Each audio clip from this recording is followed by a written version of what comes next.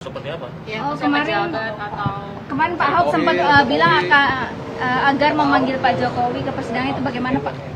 Oh, itu kan ya saksi yang bersangkutan yang ngomong kan.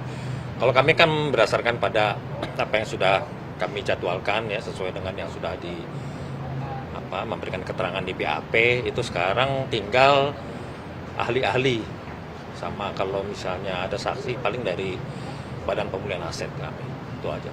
Tapi optimis Bang ya, Nadiem dan kawan-kawan terbukti gitu Bang? Itu optimis lah. Kalaupun ada opsi menghadirkan Pak Jokowi, berarti itu kewenangan hakim atau bagaimana sih Pak? Iya kan, kalau memang diminta kan, tapi kan kami juga ada relevansi. Iya, kalau ada relevansinya, itu kan kami lihat sih nggak relevan lah dengan didalami lagi lah. Itu berarti ada dugaan kecurigaan bahwa pinjaman itu berkaitan? Ya bisa jadi, tapi kami belum dapatkan fakta-fakta lain. Berarti ada potensi Bang ya gitu? Ya, bisa. Nanti kan dalami apakah memang mencukupi ya, fakta-faktanya untuk ditindaklanjuti atau tidak. Ya. Mungkin Pak Syarif bisa nambahin Pak, itu terkait apa Pak? Yang Yang mana? pinjaman Caiman ke Goto itu Pak, kaitannya dengan kasus Chromebook? Itu di persidangan. Itu di persidangan, itu Persidangan, perkembangan di belum persidangan. nyampe Tapi di- penyidik bakal mendalami nggak Pak yang pengalihan? Nanti kami dari CPU akan menginformasikan kepada penyidik. Pak, itu ada indikasi penggelapan pajak atau seperti apa? Oh, belum tahu ya. Nah, tujuannya apa itu? Kenapa dilakukan hal seperti itu? Kami juga belum tahu. Ya, Berarti akan dibuka penyidikannya juga atau? ya nanti kalau penyidikan kan akan mendapatkan informasi dari CPU yang melakukan persidangan. Kan? Dari putusan Seperti itu. Ya. Cukup ya? Pak, kalau kasus investasi INA ke PT Kimia Farma waktu itu kan lidik Pak, sejauh ini naik sih? Masih. Saya lihat dulu. Kan sudah. Cukup ya? Ya. Bapak soal nama besar lainnya di sidang Pertamina akan Nama besar tuh seperti apa? ya Oh, misalnya kemarin- pejabat atau Kemarin Pak Ahok sempat bilang agar memanggil Pak Jokowi ke persidangan, itu bagaimana Pak? Oh, itu kan ya saksi yang bersangkutan yang ngomong kan. Kalau kami kan berdasarkan pada apa yang sudah kami jadwalkan ya, sesuai dengan yang sudah memberikan keterangan di BAP, itu sekarang tinggal ahli-ahli sama kalau misalnya ada saksi paling dari Badan Pemulihan Aset kami. Itu aja. Tapi optimis Bang ya, Nadiem dan kawan-kawan terbukti gitu Bang? Itu optimis lah. Kalaupun ada opsi menghadirkan Pak Jokowi, berarti itu kewenangan hakim atau bagaimana sih Pak? Iya kan, kalau memang diminta kan, tapi kan kami juga Ada relevansi. Iya, kalau ada relevansinya, itu kan kami lihat sih nggak relevan lah dengan impor. Nah di sini sebenarnya detail ini penjelasannya ini. Ada misalnya tidak dapat diserap seluruhnya, tidak dapat masuk ke Pertamina itu bahasa saksi. Ini yang konteks itu yang saya ingin tanyakan sebetulnya. Jadi agak berbeda dengan tadi ya. Ya, makanya saya sampaikan, kami Dekom, kan kita awam kan. Kami heran kenapa ada minyak diekspor, kenapa ada minyak diimpor. Oke, silakan. Sama kayak Pak Jaksa juga gitu loh. Kami tentu menduga ini penyimpangan kan, makanya di situ kita panggil direksi. Oke. Dari direksi dipanggil, kami jadi paham. Oh ternyata ini tidak semua kilang bisa ngolah. Terus yang kedua, teman-teman di kilang ini menolak kiriman minyak mentah dari hulu. Karena ada pasir, ada air. Makanya kami dipanggil direksi semua. Oke, sekarang kita bikin aturan baru. Kalau barangnya jelek, walaupun ini barang sendiri, tolak. Oke. Karena kalian sudah dibagi dari subholding. Tapi kalian tetap harus bisa produksi. Nah di sini kita sampaikan penyimpangan itu udah di-clearkan. Tapi penyimpangan mana yang jadi kita laporkan lagi, diperiksa audit? Soal editif. Kan di bawah B ada Pak. Ya, saya belum ke Nah, B. jadi itu yang saya ya. sampaikan. Yang Jadi poin A dulu. Nah, itu Pak. Oke, udah ya. Nah, ini kan kemudian saudara juga menerangkan satu istilah yang kemudian ketika ini terjadi impor, harga lebih tinggi. Sebentar ya, jangan dijawab dulu sebelum saya selesai. Nah, pertanyaannya adalah, apakah kemudian ada satu isu ya yang jadi perhatian khusus dari Dewan Komisaris ketika saudara menjabat itu?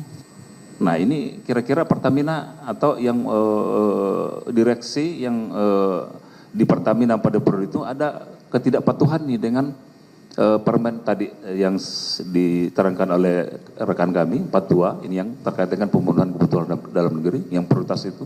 Sampai ke situ nggak ada satu kesimpulan atau satu pemikiran ini jadi isu nih. Ketika ini terjadi terus-menerus, ini bisa menjadi satu frame bahwa Pertamina tidak patuh terhadap Ya. kebijakan dan regulasi yang sudah ditetapkan. Ya tentu kami Dewan Komisaris ini kerjanya ya suuzon. Ya. Karena kami ditugaskan dibayar untuk mengawasi. Makanya ketika terjadi kami melihat dari luar, kok kenapa impor, kenapa ekspor? Makanya tadi saya jelaskan. Setelah tahu teknis, kami paham. Tidak semua minyak mentah itu sama kualitas bisa terima dari kilang. Makanya di situ kami melihat ini bukan kesalahan direksi untuk impor dadakan dapat harga mahal. Toh BPKP tidak ada temuan pengadaannya menyimpang atau tidak dan masih untung. Lalu di situ kami mengusulkan sebuah ide, kenapa tidak membuat supplier hair stock supaya nggak usah tender terus menerus, taruh saja barang. Siapapun yang taruh barang di Indonesia kami beli, udah saya jelaskan tadi. Itu yang kami usulkan. Kami selalu bukan cuma curiga, panggil, periksa, lalu kami selalu memberikan usulan. Bisa tanyakan pada direksi yang saudara jadi tersangka. Saya ini udah termasuk orang paling cerewet, bukan cuma marah, tapi saya pasti kasih solusi. Marah ada solusi. Saya bukan sembarangan marah, tapi ada solusi. Karena mereka juga orang kan, bukan orang yang mau sembarangan, gaji begitu besar kok, ada tantim begitu besar kok. Masa nggak mau untung uang halal? Tapi kami selalu kasihkan solusi. Itu. Baik. Selama saudara menjabat ya, ada nggak satu bentuk ya pelanggaran atau penyimpangan yang kira-kira menurut saudara saksi sendiri paling berat di Pertamina itu? Paling berat sudah ketemu kasus LNG, Pak. LNG. Terus yang lain? Kami laporkan. Yang lain nggak ada temuan, Pak. Kalau LNG kan memang ada Yang berat, kerugian ya. dilaporkan, Pak. Ya, yang sampai kemudian rekomendasinya dipecat tadi istilah saudara ya. Ya kita kirim surat pada Menteri BUMN, Pak. Oke, baik.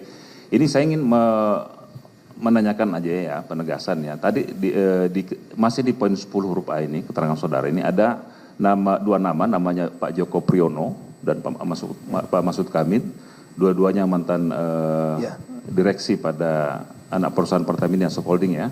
Satu KPI, satu PPN. Ini istilah saudara sebut di sini yang sudah dicopot nih. Ini ada persoalan nggak dengan dua orang ini sehingga kemudian ini disebut sebagai mantan yang sudah dicopot nih? Ya. Ada masalah nggak dengan dua? Bagi saya dua saudara ini adalah dirut yang terhebat yang Pertamina punya.